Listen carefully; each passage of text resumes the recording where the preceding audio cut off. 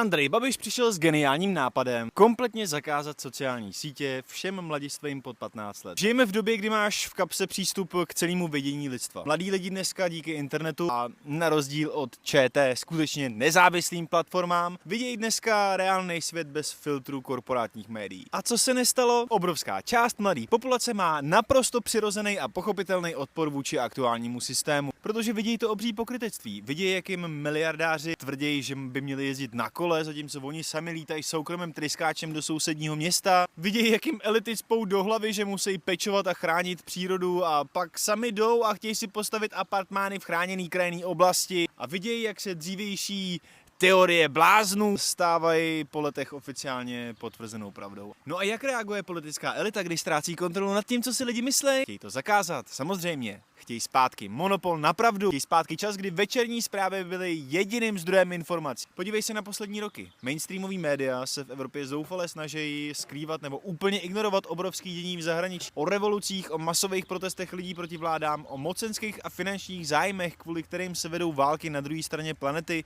o tom prostě neinformujou a tváří se, že se to neděje. Jenže mladí lidi nejsou tak hloupí, jak si hodně z vás myslí. Vezmou do ruky mobil, podívají se na nezávislý tvůrce, na přímý přenosy lidí z místa dění a vidějí surovou realitu. Vidějí pravdu, která se nehodí do krámu nejen zbrojařským firmám, ale ani politickým stranám. Právě proto jsou tyhle platformy pro lidi jako Babiš tak nebezpečný. Nekontrolovaná pravda je totiž pro každého politika tou největší noční můrou. Když lidi vědějí moc, špatně se totiž ovládají. Babiš se hrdě bije do prsou tím, že se inspiroval v zahraničí, ukazuje na Francii, na Floridu, na Austrálii. Jo, je pravda, že v Austrálii v prosinci 25 skutečně zavedli absolutní zákaz sítí pro lidi pod 16 let, a jaký je výsledek po pár měsících? Úplně v klidu obcházejí přes VPNku nebo falešní profily. Jediný, co to přineslo, je masivní útok na digitální soukromí občanů, protože stát teď kvůli tomu chce po lidech občanky a skenování obličejů, aby kontroloval věk. Můj názor na tohle je jednoduchý. Zakazovat mladým lidem přístup k informacím v 21. století je naprostý nesmysl a krok zpátky do informačního středověku. Úkolem státu není dělat dětem chůvu, cenzurovat jim internet a diktovat jim, co smějí a nesmějí vidět. O tom, co děti dělají na telefonech, mají rozhodovat jejich rodiče. Ne Andrej Babiš! Pokud chceme mít kriticky myslící generaci, která tuhle zemi jednou vytáhne ze sraček, nesmíme jim zavírat oči před realitou. Musíme je naučit v těch informacích chodit, ne jim stavět digitální zdi. No a jak to vidíš ty? Věříš Babišovi, že mu jde o čistý dobro a duševní zdraví našich dětí, nebo v tom stejně jako já vidíš jenom další zoufalý pokus o cenzuru informací, ke kterým se můžou mladiství dostat? Napiš mi to do komentáře, hlavně mysli, dokud je to legální, a čus!